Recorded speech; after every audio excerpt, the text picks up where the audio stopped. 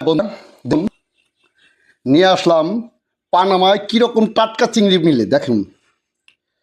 জানি না আপনার অনেক প্রবাসী ভাইরাই তো আমাদের বাংলাদেশের প্রবাসী ভাইয়েরা বিভিন্ন দেশে থাকেন, জানি না তাদের এরকম টাটকা চিংড়ি মিলে কিনা, এবং একেবারে সাগরের টাটকা চিংড়ি তো, এবং দামেও খুবই সস্তা।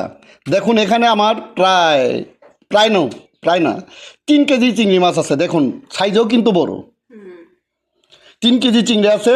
আমার কেনা পড়েছে হলো $20। $20 বাংলাদেশের আসতেছে হলো মোটামুটি 3,000 টাকার মতো।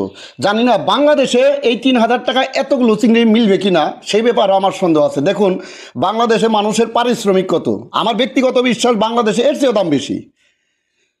আর এখানে $20 3 কেজি। দেখুন বড় চিংড়ি প্লাস, মানে একেবারেই টাটকা। আর এই ধরনের